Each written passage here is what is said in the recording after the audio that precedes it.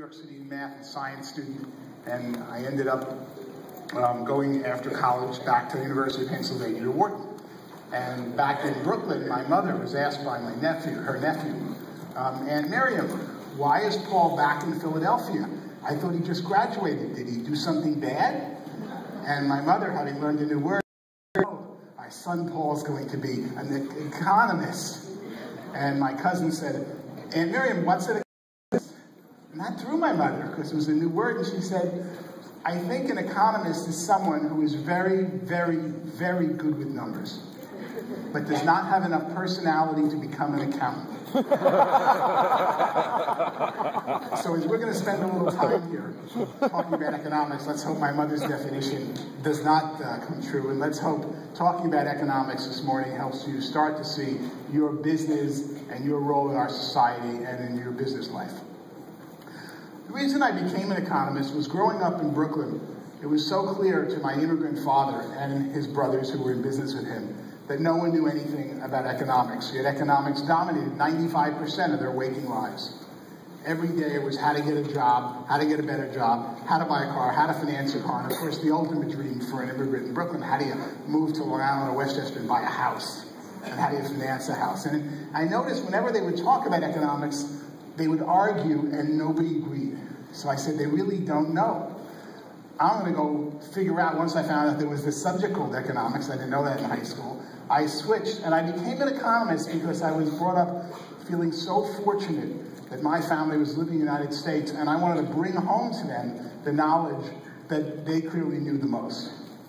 And I've had an amazing career as an economist at a very young age, ending up in the White House, ending up as assistant to the CEO of Citibank for 5 years, got introduced to everybody, I had amazing career until I was 41 years old in 1995, when I had an epiphany that said, I wished I had stayed in science and math because the world doesn't need economics, the world needs something else. That epiphany occurred when I was giving a speech at what was then the RCA Dome, 60,000 people in Indianapolis. And as I'm the keynote speaker, and I usually like to do, I put on a baseball hat, and for a few hours before I walk around, not that anyone would recognize a keynote economist anyway, and I asked, as I did the last 20 hours here, going up to individuals like you, saying, why are you here? What do you hope to get out of it? You know who the speaker is tomorrow? What do you think he's going to talk about? And I'm trying to honestly feel what you're trying to learn here. And as I walked around this crowd in Indianapolis, it was absolutely shocking to me, because these people were so overweight and so unhealthy.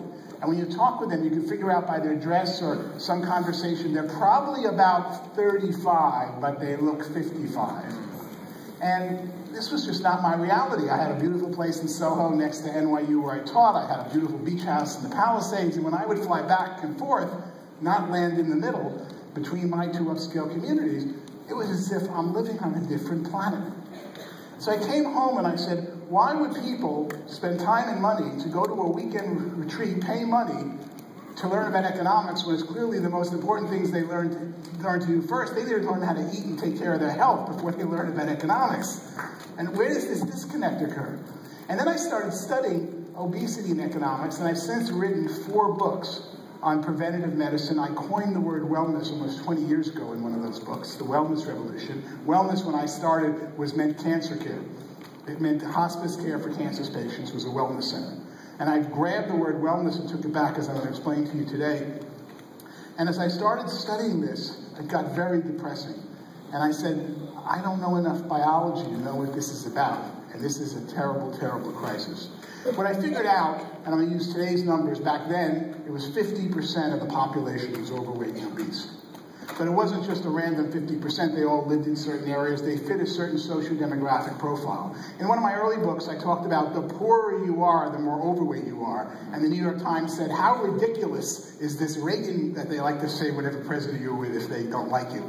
How ridiculous is this Reagan economist who now says that poor people are more overweight than rich people, and everyone knows poor people have no money to buy food. I mean, that was the thought 20 years ago. And of course, as I started studying it, I started realizing it's so much worse than it looks out there. Then it was 50% overweight and obese. Today, it's 65%. And it really, in our new millennium, here we are in the 21st century. Just think what the world was like when we were born. I mean, I shudder to think of the life my parents grew up in Eastern Europe, where most of their family died in concentration camps, or my wife lived in a refugee camp and came to America, you know, as a young child as a refugee from Vietnam. And I look at the world and I go, look at the lack of discrimination. We have an African-American president. I mean, these are amazing times we live in. And yet we've replaced the racial and gender discrimination of all of history with a new type of discrimination based on your weight. A person walks in for a job, walks in to take a date, walks in for a marriage, walks in for anything they want to do, and their weight and health, particularly their weight, define their social and economic opportunities. This is painful stuff. The same way your family name, birth, color of your skin, or race did only 50 years ago since the beginning of time. And as I explained earlier, in the past where poverty was associated with thinness, today poverty is associated almost worldwide with an overweight who operate on the lower rungs of our economic ladder. When I was young, I used to laugh. I used to say, "What do you want to be, Paul?" And I want to be a rich fat man. And it's like, the capitalist is going to make money and do all these things. A rich fat man today is an oxymoron. And poor and fat have become synonyms. So these were the numbers in 1980. They've doubled since today. And what we really stand before us is there are 314 million residents, Americans, living in the United States. And of the 314 million, think of that number, 204 million are overweight or obese and not enjoying the fruits of their economy that their parents and grandparents and they probably worked so hard to enjoy. My life's been defined by the Cold War. My father's from Russia. I spent several years in the Soviet Union working for President Reagan, and I'm leaving the stage tonight to go work with the Chinese government in China. And yet when I look at the world today, I see the Iron Curtain that Churchill talked about in terms of their lives. What would it have been like living in an Eastern European bloc country, as I'm sure many of you have? I mean, you couldn't decide where you want to live. You couldn't dream of getting a better job. You couldn't go date somebody out of your class or network. You couldn't dream of getting married to the person you might be in love with. It was a pretty bad life. And yet, I look around today at the people who are overweight, particularly obese in this country, and they live the same life as if an Iron Curtain had descended on 65% of our population. So I got into this and I said, gee, this is terrible. I'm now into emotionally what it's like to be obese. I'm a writer, researcher, I go talk to people, and I'm collecting all my data points. And I wish I knew biology. I wish I knew how their body got to be like this. How do I learn about this? And then I found out, wow, it's pretty cool I'm an economist, because it's economics that caused the obesity and overweight in the first place. It's the rules of economics of the food industry and the medical industry that have brought us to this precipice, it really is, where we spend $3 trillion a year, 3 times what we spend on all of public and private education in this country, on sickness care, which is really entirely obesity. Economics is to blame for our diet because 1.5 trillion of our economy, so let's talk about economy. You have about 15, I deliberately don't use slides because I want you to remember the numbers. We have about a $15 trillion economy. That's 15,000 billion. That's output, new growth each year. It's a really amazing number. And 1.5 trillion, 10% of it, is the food industry. And I worked in the food industry. As an economist who wrote papers on statistical analysis, I got called in by General Foods, Procter & Gamble, and General Mills at different points in my career and hired as a professor to help them analyze economic data. Mea culpa. I am one of the people guilty in this because when I watch them thinking what they're doing, my job was to run the numbers, but it was sort of like being in a place I said they shouldn't be doing these things. Because these packaged food companies follow the great unwritten law of marketing. When you are under the gun to sell a product, it's much easier to sell more of your product to an existing customer than go find a new customer. In any business, it's much easier to sell more to an existing customer. It doesn't sound logical, they already got it, than to go find a new customer. So what does that mean? It means that most packaged goods companies operate with what we call a potato chip marketing equation. A potato chip marketing equation says that 10% of the customers who buy potato chips of your brand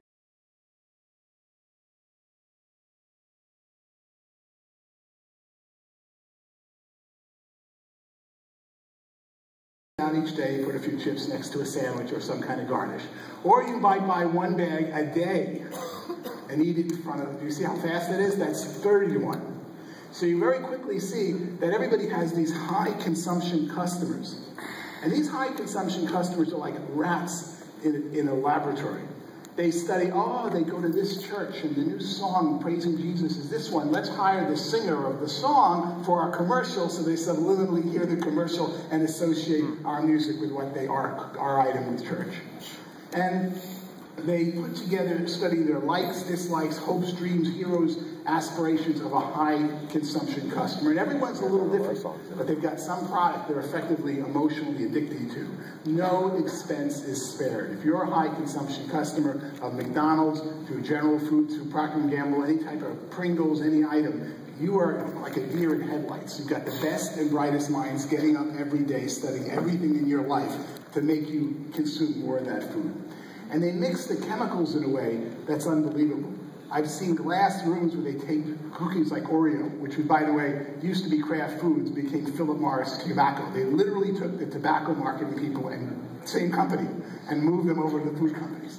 And they make these Oreos, these cookies, so when the child eats 30, 35, 45 cookies, 55, and then says, Mommy, I don't want any more of this cookie, they go, fix that to the chemist. Don't you ever give me a cookie that a child tells me he doesn't like the taste. You want some proof of this? Suppose you never tasted a banana. So I come over here, I should have brought a banana on stage, and I throw you a banana. And you go, what do I do with it? You bite it, it's terrible. I go, no, you gotta peel it. So you peel the banana. I've never seen one before. Think about it for a moment, what it tastes like. It's amazing. Wow, how would you describe the flavor of a banana? So you eat the banana, and then I go, here's another, sure, and you eat the second banana. Now we actually think this in your body. What happens on the third banana? You want a third banana? Isn't that funny? You've never had anything so absolutely amazing in your life. So I take out an orange, and I throw you an orange, and you bite it. It's bitter. No, you gotta peel it. So I show you how to peel an orange. Pretty amazing. And then you eat the orange. Wow, I give you a second orange. You want a third or second? Same thing with an apple. Isn't this amazing? You never had it before, and after 2 or 3, what's going on? God gave you a body that says, you've had enough potassium in the banana, go for the vitamin C in the orange. It self-regulates itself. So our bodies are built to always want to get a variety, we know, of vitamins and minerals.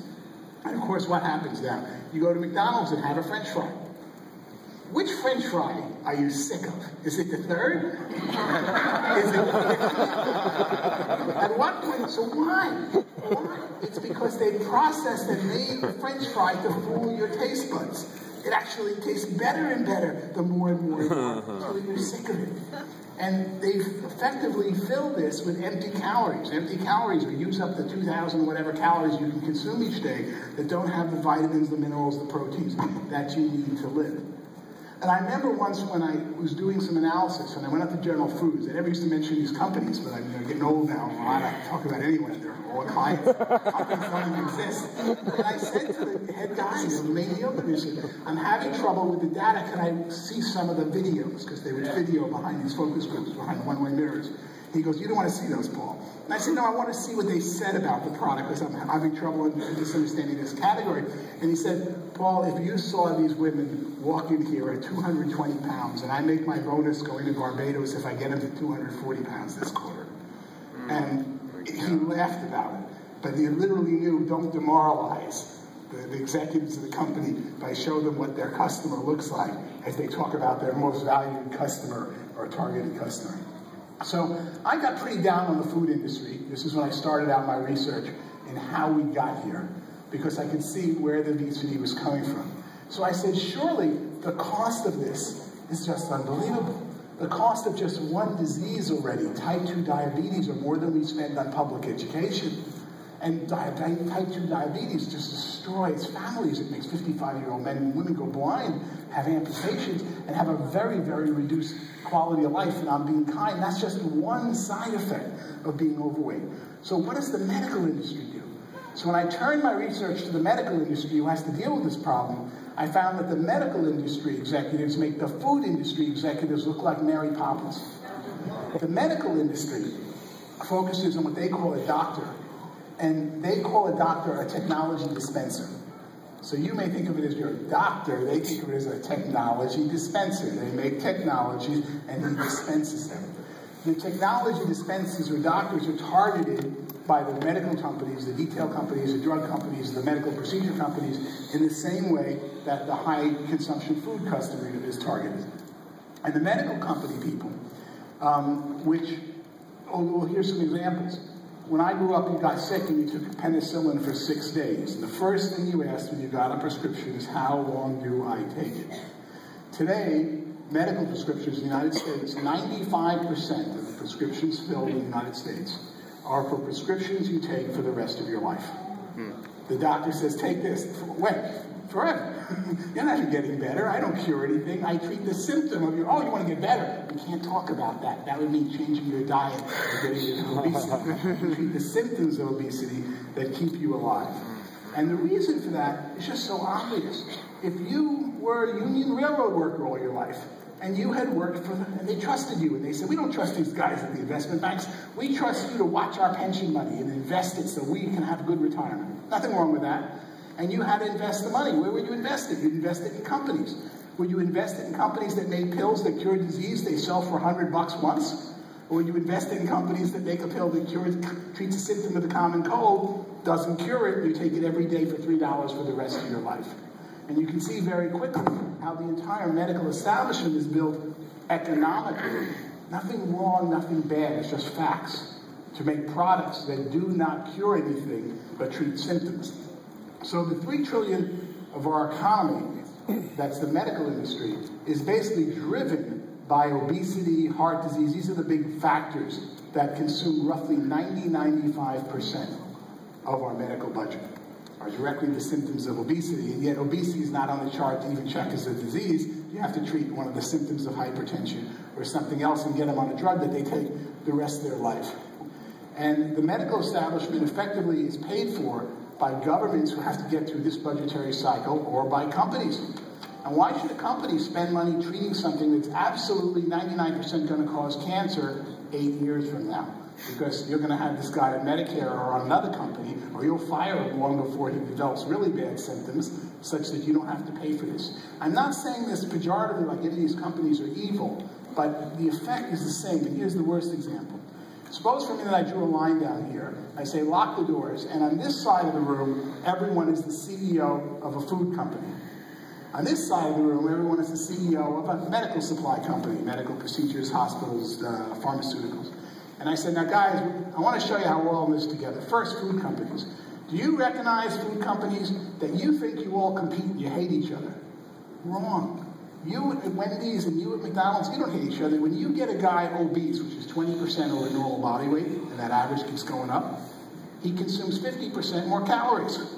So do you see how McDonald's, you're in it, partners with Wendy's or partners with Procter & Gamble? We're all in this together. Let's get the guy drinking more soda. Even if it's not your brand, they'll come around because once they get 20% overweight, they consume at least 50 to 100% more food per day. So that's why at Hamburger, you and McDonald's, you do not make jokes about obese people. These are your best customers. They take up the same amount of space, same time, and consume twice at the cash register. That's a very valued customer.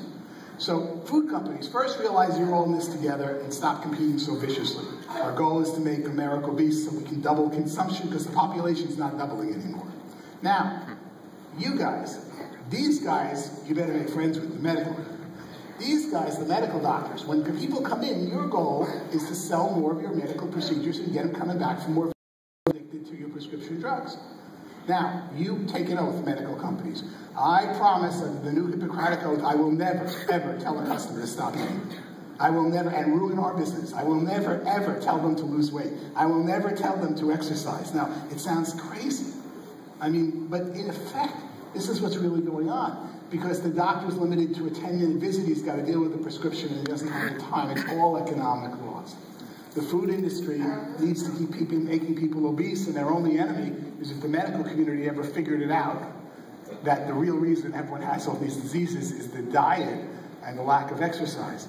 Now, I might kind of ridiculous here to talk about this conspiracy, and I ask all the food and medical industry executives to raise your hands and say never work to get a patient to lose weight by changing their diet.